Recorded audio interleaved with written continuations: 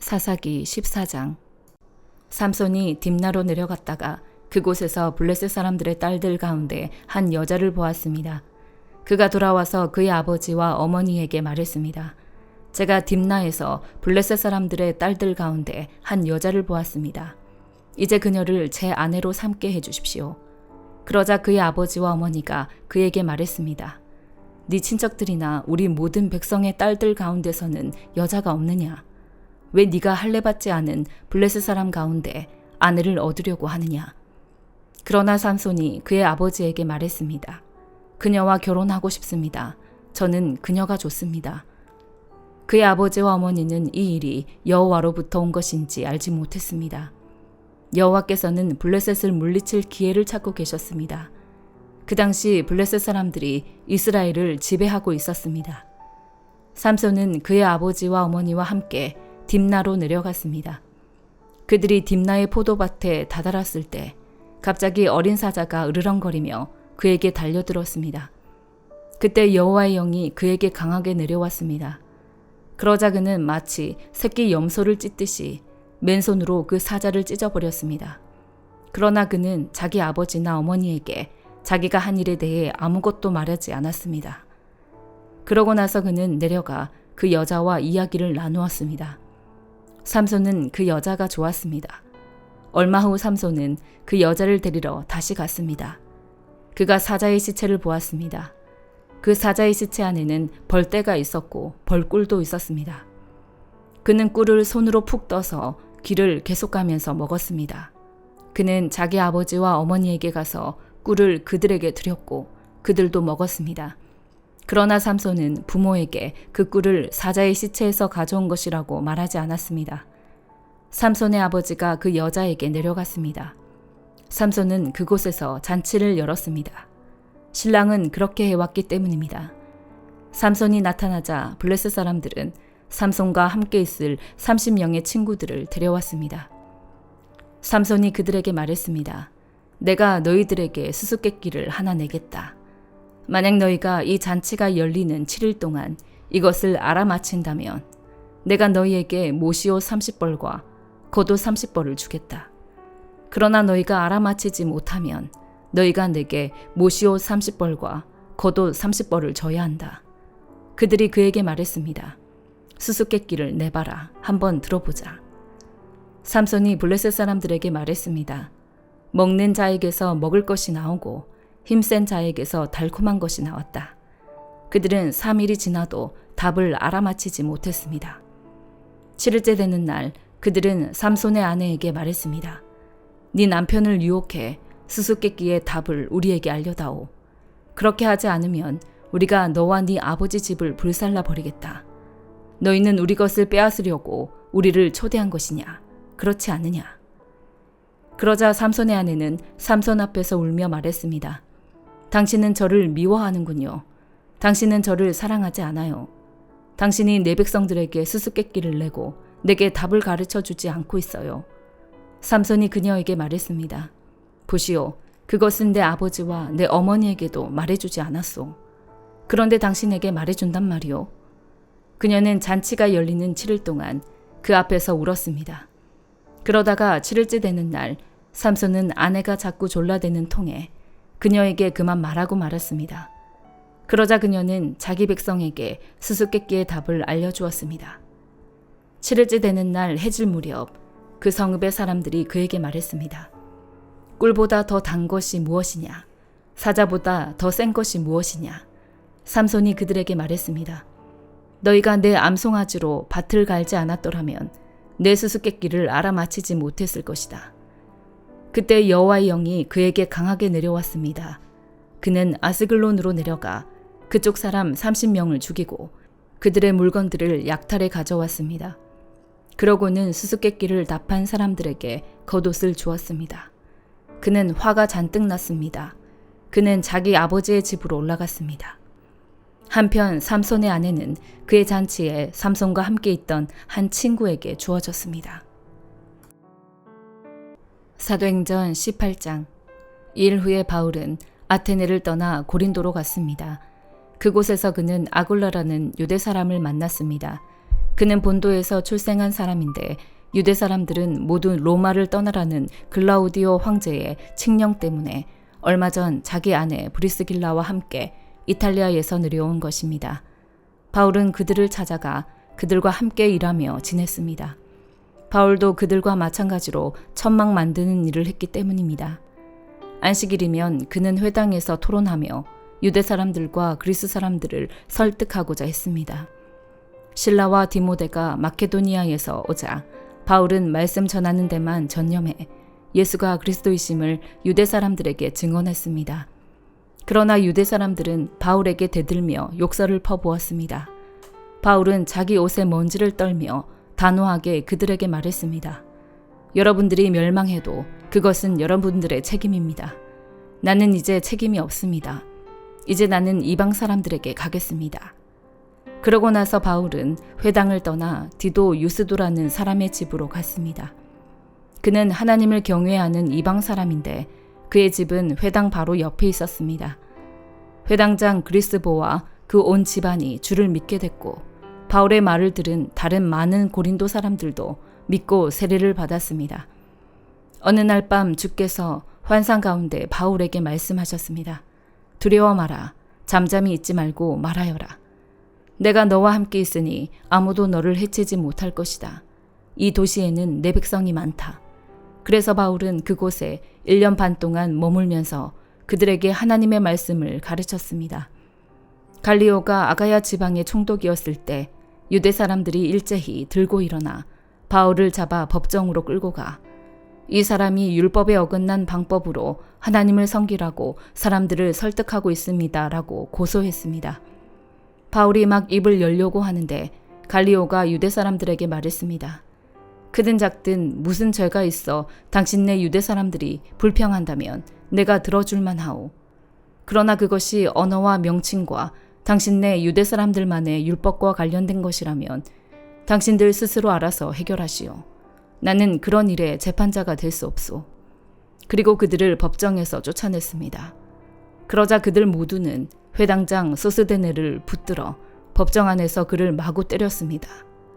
그러나 갈리오는 이 일에 전혀 상관하지 않았습니다. 바울은 얼마 동안 고린도에 머물렀습니다. 그러고 나서 그는 형제들과 작별하고 배를 타고 시리아로 가게 됐는데 그때 브리스길라와 아굴라도 동행했습니다. 배를 타고 출항하기에 앞서 바울은 전에 서원했던 것이 있어서 갱그레아에서 머리를 깎았습니다. 그들은 에베소에 도착했습니다. 바울은 브리스길라와 아굴라를 그곳에 남겨두고 혼자 회당에 들어가서 유대 사람들과 토론했습니다. 좀 더 머물러 달라는 그들의 요청을 바울은 뿌리쳤습니다. 그러나 그는 떠나면서 하나님의 뜻이라면 다시 돌아오겠습니다라고 말했습니다. 그러고 나서 그는 배를 타고 에베소를 떠났습니다. 그는 가이사랴에 도착해서 예루살렘 교회에 올라가 인사한 뒤 안디옥으로 내려갔습니다. 안디옥에서 얼마 동안 지내던 바울은 그곳을 떠나 갈라디아와 부르기아 지방을 두루 돌며 모든 제자들에게 힘을 북돋워 주었습니다. 한편 알렉산드리아에서 태어난 아볼로라는 유대 사람이 에베소로 왔습니다.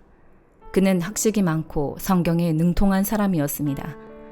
그는 일찍부터 주의 도를 배워 열정을 가지고 전도할 뿐 아니라 예수에 대해서도 정확하게 가르쳤습니다. 그러나 요한의 세례만 알고 있을 뿐이었습니다. 그가 회당에서 담대히 말하기를 시작하자 그의 말을 들은 브리스길라와 아굴라는 그를 집으로 데려다 하나님의 도에 대해 더욱 정확하게 설명해 주었습니다. 아볼로가 아가야 지방으로 가고 싶어 하자 형제들은 그를 격려해 주면서 그곳에 있는 제자들에게도 편지를 써서 그를 영접해 주도록 했습니다. 아볼로는 그곳에 도착해 하나님의 은혜로 믿게 된 사람들에게 큰 도움을 주었습니다. 이것은 그가 성경을 가지고 예수가 그리스도이심을 보여줌으로써 공중 앞에서 유대 사람들을 향해 강력하게 논증했기 때문입니다. 예레미야 27장. 유다왕 요시아의 아들 여호야김의 통치 초기에 여호와께로부터 이 말씀이 예레미야에게 임했습니다. 여호와께서 내게 이렇게 말씀하셨다. 너는 줄과 멍에를 만들어 네 목에 걸어라. 그러고 나서 예루살렘에 있는 유다왕 시드기야에게 온 사신들을 통해 에돔 왕, 모압 왕, 암몬 자손의 왕, 두로 왕, 시돈 왕에게 전가를 보내라. 그 사신들에게 명령해 자기 군주들에게 전하라고 하여라. 이스라엘의 하나님 만군의 여호와가 이렇게 말한다. 너희 군주들에게 이렇게 말하라. 내가 큰 능력과 펼친 팔로 땅과 땅 위의 인간과 짐승을 만들었다. 그리고 내가 보기에 합당한 사람에게 내가 그것을 주었다. 이제 내가 이 모든 나라들을 내 종 바벨론 왕 느부갓네살의 손에 넘겨줄 것이다. 내가 또한 들짐승들을 그에게 주어 그를 섬기도록 할 것이다. 바벨론 땅이 멸망할 때가 오기까지 모든 민족들이 느부갓네살과 그의 아들과 그의 손자를 섬길 것이다. 그러나 그 후 많은 민족들과 큰 왕들이 그를 정복할 것이다. 그러나 어떤 민족이나 나라가 바벨론 왕 느부갓네살을 섬기지 않거나 자기 목을 바벨론 왕의 멍에 아래에 숙이지 않는다면 내가 그의 손으로 그들을 처벌해 칼과 기근과 전염병으로 그 민족을 멸망시킬 것이다. 여호와의 말이다. 그러므로 너희가 바벨론 왕을 섬기지 않을 것이라고 말하는 너희의 예언자들이나 너희의 점쟁이들이나 너희의 꿈꾸는 사람들이나 너희의 무당들과 너희의 마술사들에게 너희는 귀 기울이지 말라. 그들은 너희에게 거짓을 예언해 그 결과 너희를 너희의 땅에서 멀리 떠나게 할 것이다. 내가 너희를 쫓아낼 것이고 너희가 멸망할 것이다. 그러나 어떤 민족이라도 바벨론 왕의 멍에 아래에 자기 목을 숙이고 그를 섬긴다면 내가 그들을 자기의 땅에 남게 할 것이니 그들이 그 땅을 갈고 그곳에서 살 것이다. 여호와의 말이다. 내가 똑같은 말을 유다 왕 시드기야에게 주었다. 너희의 목을 바벨론 왕의 멍에 아래에 숙이고 그와 그의 백성을 섬겨라. 그러면 너희가 살 것이다. 왜 너와 네 백성들이 여호와께서 바벨론 왕을 섬기지 않으려는 민족에게 말씀하신 대로 칼과 기근과 전염병으로 죽으려 하느냐? 그러므로 너희가 바벨론 왕을 섬기지 않을 것이다라고 말하는 예언자들의 말에 너희는 귀 기울이지 말라. 이는 그들이 너희에게 거짓을 예언하기 때문이다. 여호와의 말이다. 내가 그들을 보내지 않았다. 그러나 그들은 내 이름으로 거짓을 예언하니 내가 너희를 쫓아낼 것이고 너희가 멸망할 것이다. 너희도 너희에게 예언하는 예언자들도 다 멸망할 것이다. 그러고 나서 제사장들과 이 모든 백성에게 내가 말했다. 여호와가 이렇게 말한다. 보라, 여호와의 집의 기물들이 바벨론에서 이제 속히 돌아올 것이다 라고 너희에게 예언하는 너희 예언자들의 말에 너희는 귀 기울이지 말라. 이는 그들이 너희에게 거짓을 예언하고 있기 때문이다. 너희는 그들의 말에 귀 기울이지 말고 바벨론 왕을 섬기라. 그러면 너희가 살 것이다. 이 성읍이 왜 폐허가 돼야 하느냐? 만약 그들이 예언자라면 그리고 여호와의 말씀이 그들과 함께 한다면 그들로 하여금 만군의 여호와께 간청해 여호와의 집과 유다 왕의 집과 예루살렘에 남아있는 기물들이 바벨론으로 가지 못하도록 해야 할 것이다. 기둥들과 청동 바다와 받침대와 이 성읍에 남아있는 다른 기물들에 대해서 만군의 여호와가 이렇게 말한다. 바벨론 왕 느부갓네살이 유다 왕 여호야김의 아들 여고니아를 유다와 예루살렘의 모든 귀족들과 함께 예루살렘에서 바벨론으로 포로로 잡아갈 때 가져가지 않았던 여호와의 집과 유다 왕의 집과 예루살렘에 남아있는 기물들에 대해서 이스라엘의 하나님 만군의 여호와가 이렇게 말한다. 그것들이 바벨론으로 옮겨질 것이고 내가 그것들을 돌아볼 그날까지 거기 남아있을 것이다. 후에 내가 그것들을 가져와 이곳에 다시 둘 것이다. 여호와의 말이다. 마가복음 13장. 예수께서 성전을 떠나실 때 제자들 가운데 한 사람이 말했습니다. 선생님, 저것 좀 보십시오. 저 큰 돌들하며 웅장한 건물 좀 보십시오. 예수께서 그에게 말씀하셨습니다. 이 훌륭한 건물들을 보느냐? 여기 있는 돌 하나도 그냥 쌓여 있지 않고 하나같이 모두 무너질 것이다. 예수께서 성전 맞은편 올리브산에서 앉아 계실 때에 베드로와 야고보와 요한과 안드레가 따로 나와 예수께 물었습니다. 말씀해 주십시오. 그런 일이 언제 일어납니까? 그런 일이 다 이루어질 무렵에는 어떤 징조가 있겠습니까? 예수께서 대답하셨습니다. 어느 누구에게도 현혹되지 않도록 조심하라. 많은 사람들이 내 이름으로 와서 내가 바로 그다라고 하며 많은 사람들을 속일 것이다. 전쟁이 일어난 소식과 소문이 들려도 놀라지 말라. 그런 일은 반드시 일어나야 하지만 아직 마지막은 아니다. 민족과 민족이 서로 대항해 일어나고 나라와 나라가 서로 대항해 일어날 것이다. 곳곳에서 지진이 일어나고 기근이 들 것이다. 그러나 이런 일은 해산하는 고통의 시작일 뿐이다. 너희는 정신을 바짝 차려야 한다. 너희는 법정에 넘겨지고 회당에서 매질당할 것이다. 그리고 나로 인해 왕과 총독들 앞에 서서 그들에게 증언하게 될 것이다. 먼저 복음이 세상 모든 민족에게 전해져야 한다. 너희가 붙잡혀 가서 재판을 받게 될 때에 무슨 말을 할지 미리 걱정하지 말라. 때에 맞게 너희에게 주시는 말만 하면 된다. 말하는 분은 너희가 아니라 성령이시다. 형제가 형제를, 아버지가 자식을 배신해 죽게 내어줄 것이다. 자식들이 부모를 배역해 죽게 만들 것이다. 모든 사람들이 나로 인해 너희를 미워할 것이다. 그러나 끝까지 견디는 사람은 구원받을 것이다. 멸망하게 하는 가증한 것이 있어서는 안 될 곳에 서 있는 것을 보면 잃는 사람은 깨달아라. 유대에 있는 사람들은 산으로 도망가라. 자기 집 지붕 위에 있는 사람은 거기서 내려오지 말고 물건을 가지러 집 안으로 들어가지 마라. 들에 있는 사람은 겉옷을 가지러 돌아가지 마라. 임신한 여인들이나 젖먹이는 어머니들에게는 그날들이 얼마나 끔찍할지 모른다. 이런 일이 겨울에 닥치지 않도록 기도하라. 그때가 환난의 날들이 될 것이기 때문이다. 이와 같은 환난은 태초에 하나님께서 세상을 창조하신 이후 지금까지 없었고 또 앞으로도 없을 것이다. 주께서 그날들을 줄여주시지 않았더라면 아무도 살아남지 못할 것이다. 그러나 주께서는 자신이 택하신 사람들을 위해 그날들을 줄여주셨다. 그때 누가 너희에게 보라, 여기 그리스도가 있다. 보라, 그리스도가 저기 있다라고 해도 믿지 말라. 가짜 그리스도들과 가짜 예언자들이 나타나 표적과 기사를 보이면서 가능한 한 택함받은 사람들까지도 미혹할 것이다. 그러므로 정신을 바짝 차리라. 그때가 오기 전에 이 모든 것을 너희에게 미리 일러두는 것이다. 그러나 환란이 지나가면 해가 어두워지고 달이 빛을 내지 않을 것이며 별들이 하늘에서 떨어지고 하늘의 세력들이 무너질 것이다. 그때 사람들은 인자가 큰 권능과 영광 가운데 구름을 타고 오는 것을 볼 것이다. 그때의 인자가 천사들을 보내 택함받은 사람들을 땅끝에서 하늘 끝까지 사방에서 모을 것이다. 무화과 나무를 보고 배우라. 그 가지가 연해지고 새잎이 돋으면 여름이 가까이 왔음을 안다.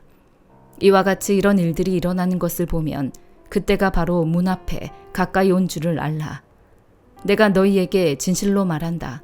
이 세대가 지나가기 전에 이 모든 일이 일어날 것이다. 하늘과 땅은 없어질지라도 내가 한 말들은 결코 없어지지 않을 것이다. 그 날짜와 그 시각은 아무도 모른다. 하늘의 천사들도 모르고 아들도 모른다. 오직 아버지만 아신다. 정신을 바짝 차리라. 항상 깨어 있으라. 그때가 언제 올지 알지 못하기 때문이다. 그것은 여행을 떠나는 사람에 비유할 수 있다. 사람이 집을 떠나면서 자기 종들에게 권한을 주고 각 사람에게 할 일을 맡기고 자기 문지기에게 집을 잘 지키라고 명령하는 것과 같다. 그러므로 너희는 항상 깨어 있으라. 집주인이 언제 돌아올지, 곧 저녁이 될지, 한밤이 될지, 새벽이 될지, 아침이 될지 모르기 때문이다. 그가 갑자기 돌아와 너희가 자고 있는 모습을 보게 되는 일이 없도록 하라. 내가 너희에게 하는 이 말은 모든 사람에게 하는 말이니 깨어 있으라. 아멘.